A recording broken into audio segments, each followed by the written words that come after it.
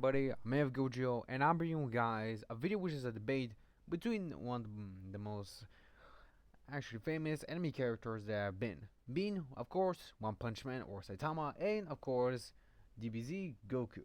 Of course, I know all you guys have actually pondered who is the actual winner when it comes to power scaling. Well, most power scalers actually would get Saitama to be universal, multiversal, but that is just because of his other comic variations. But if we're talking about canon versions of both those characters, well, we just have to see who's stronger in feats and scaling. So of course, I'm gonna first starting with Saitama, and then I'm gonna be finishing up with Goku, and eventually you see who's the clear winner. For now, let's start with Saitama's power scaling. Of course, we know that Saitama is clearly in the strongest because he's just in the beginning of a series. He's said to be at his strongest, meaning that he's actually started to finish his training, but he still does his training nonetheless. This also brings him a really big feats, like the one time he practically was able to punch Boros, who practically was able to practically create a wrong star cannon, in which stated him by himself that he could actually destroy the entire planet. Now we don't know if it actually is a surface wipe or it can actually destroy the entire planet itself, but Saitama was able to practically not only deflect the attack, but also create a shockwave that was able to split the clouds. Now this could actually get to large town level to even possibly continental, even as close as multi-continental as well. And due to Saitama able to also punch the blast will also bring the same power and durability, meaning that if Boros would say that he would destroy the entire planet, if we were talking about surface wiping, it will get to multi-continental, which of course Saitama should upscale because of him able to punch the entire attack away. But if we're talking about the attack could actually destroy the entire planet, means that it will get to planetary. And if Saitama can actually upscale it, it means that he will be in maybe close to a large planetary. But to practically solidify that Saitama's planetary level, we have to also get into a battle with Garo. Garo was not only able to practically push Saitama, even though Saitama was unfazed by Garo, he was able to practically push him to the ground so hard that it practically made our continent appear, which was practically lost for so many years. And this feat actually calculates to be at least planetary, or even planetary itself, which could be actually be argued to be moon to planetary, but both are as pretty good statements. And due to Saitama able to easily endure the attack means that he will be at least large planetary, without actually any other scaling. And of course, his speed should surpass that of practically this version of Monster Garo, which of course is much stronger and much more faster than his previous version, which was able to practically move at so at almost much faster than light speed, which would practically grant Saitama MTL plus speed. And he'll get that easily because he can upscale that version of Garo. And of course, we have to talk about the feat that practically Garo himself did when he was Cosmic Garo, when he was able to shot a gamma ray burst. Now, of course, this is stated to be probably the one of the strongest attacks that anyone has ever seen or been known. Of course, Saitama was able to endure this blast, almost like Garo practically charged up a black hole, which should get the gamma ray burst to be solar system level because they're a real gamma ray burst, which will get it to solar system level, and Saitama should scale to it since he was able to endure it. Meaning that his durability and AP should scale to it because his durability is the same as his AP. But of course, Saitama is much more durable, we can say that as well, but he should scale to his own strength as well. Of course, we also get to a feat of Saitama practically sneezing and destroying the entire surface of Jupiter. Now, due to Saitama practically doing it with a sneeze, should not actually be that much of a big feat. Of course, this will practically be a feat that will grant him large planetary just by itself. But if we were to practically calculate it much more better with Saitama practically punching instead of sneezing, Saitama's strength should scale even higher than that because it will upscale a normal sneeze. Now, punching is much more different than sneezing, since sneeze is practically much more weaker version, really weak. But if we were to actually see that at a much more bigger perspective with a punch, if not even a serious or normal punch, this will practically grant Saitama's solar system to possibly even galaxy level scaling. Of course, the galaxy part could be said to be over the top, but seeing it as that could actually be possible, since Saitama was able to do this with sneeze and performing a large planetary feat. Well, back then when he actually fought against Boros, he was only able to perform at least planetary feat, and of course Garo as well. And now in the end of their battle, or close to the end, he was able to perform a large planetary level feat with just a sneeze, meaning that Saitama should upscale the previous version of himself to a much larger degree. And of course, both Saitama and Goro were said to be equals, but eventually Saitama was able to surpass Goro. Which of course Garo should maybe get to a scale of Solar System to possibly Galaxy, and Saitama should upscale it so maybe he's also on the same level of Solar System to Galaxy level. But I think Galaxy is kind of over the top, but still is getting kind of close because of Saitama's constantly increased strength. But this should practically grant Saitama a lot of scaling to himself. And since Saitama was practically one of the strongest fighters that are in the One Punch Man series, he should upscale many other feats like from Dark Shine and many others as well. And of course, this will practically grant Saitama and his lowest to be at least large town to multi-continental, mid end of large planetary to dwarf star level, and at the high end being at solar system to possibly galaxy level. His durability will be the same as his AP because he was able to endure most of his attacks, and Goku was able to practically copy his attacks, meaning that Saitama can endure the same attack and blows that he has himself, meaning that his durability should scale to his AP, and of course, if we were to talk about normal speed and when stamina should not upscale, then maybe it will get him to practically without scaling his other feats. He most likely will be at least massive hypersonic, and it will get to at his highest or maybe even his lowest to be MFTL plus, which is massive faster than the speed of light.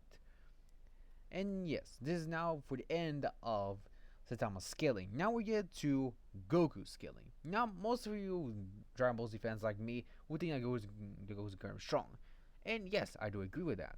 But I also want to be respectful to Goku himself. So yes, of course, in most, you can say that even in the beginning of the Dragon Ball, most characters were at least moon level because Master Roshi was able to perform a moon level feat with using his full power and Kamehameha. And Goku, you have to remember that he was stronger than Master Roshi, and Goku can practically easily upscale Master Roshi's attack, meaning that he should get to moon level in the same Master Roshi if we were to most likely lower Goku to that level.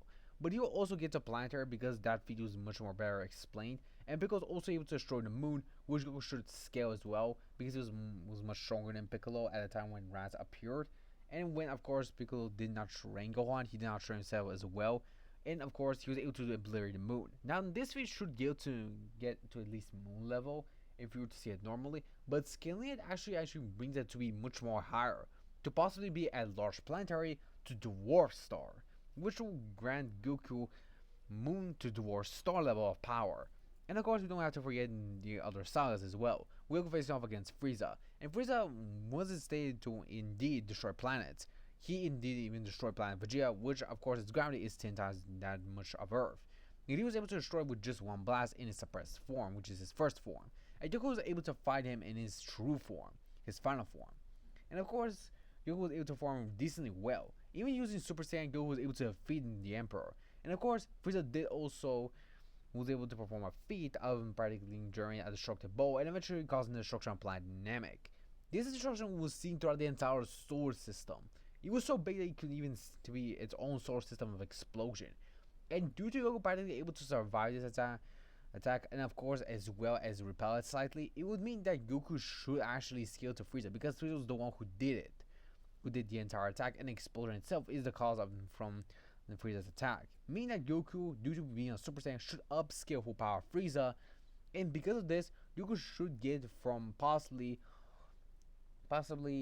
solar system level to maybe even galaxy level. But galaxy level actually starts to get much more consistent in a Cell saga, when of course Cell actually is stated to practically he will destroy the entire solar system. And in Dragon Ball, they're said to be infinite stars, meaning that if Cell 2 is want to destroy the entire solar system, this one solar system, but every single one, that would mean that Cell should actually needs to perform at least a galaxy level feat.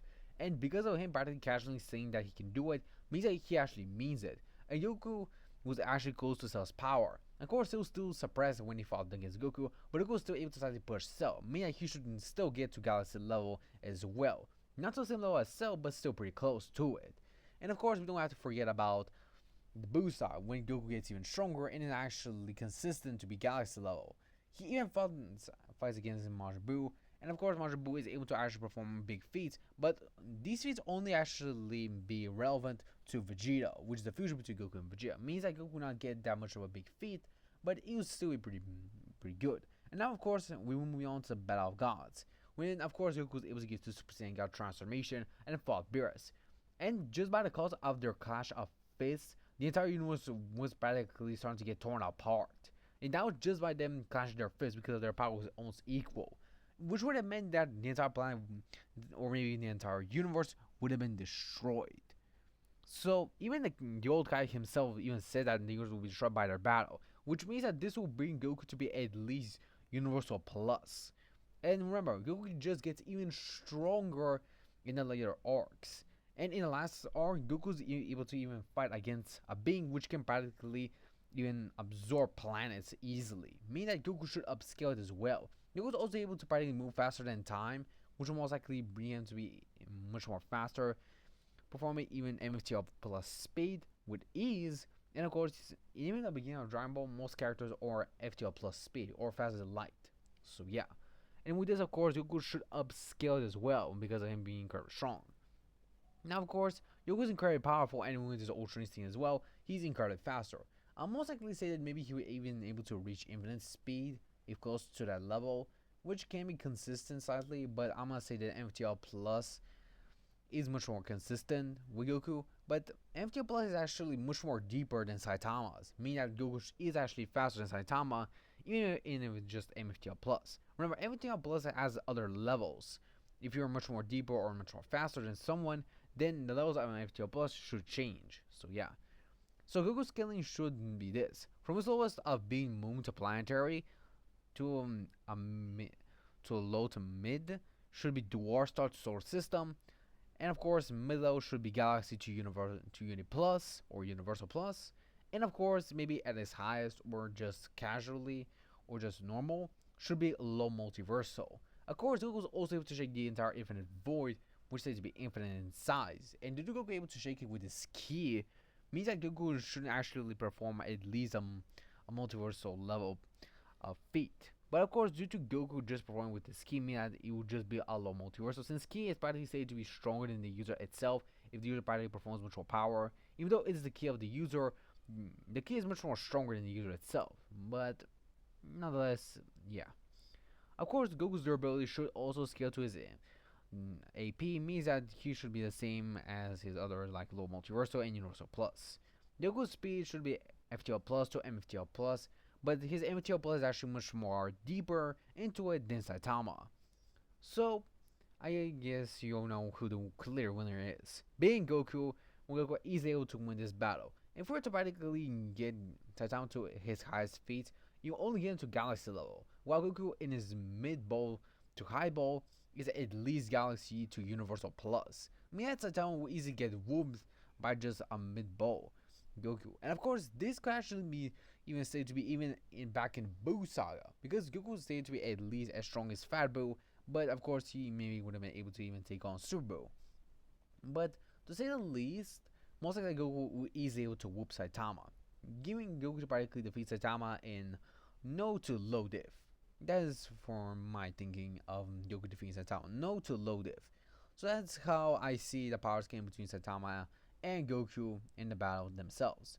I know most of you guys think that Saitama and Goku's battles will most likely be pretty close, but when it comes to power scaling and actually seeing the entire canon itself, you will see that Goku is actually much stronger than Saitama, even though most guys would say that he's stronger than Cosmic Garo and who's universal level. Well, is it actually consistent that Goro is actually universal? Yes, he does possess universal knowledge, but when it comes to power, it's kind of iffy if you guys think about it much more and actually research it as well. And of course, even in the power scaling, King Saitama only gives to a least galaxy. Even when it comes to other power scaling killings as well, they're at least galaxy level at max for Saitama. Yes, his other versions could get to multiversal, but I'm talking about canon versions, and I'm talking about canon Goku and his current power and current Saitama, which both of them were incredibly strong, but Goku gets the win easily. So I guess you guys know who the clear winner is in Goku vs Saitama battle. Hope you guys enjoyed this power scaling video. Comment down below which other battle or power scaling you want to see in my channel, and maybe I'll do it, maybe I won't. We'll just have to see, I guess. Well, I'll see you next time, my Z fans. See ya.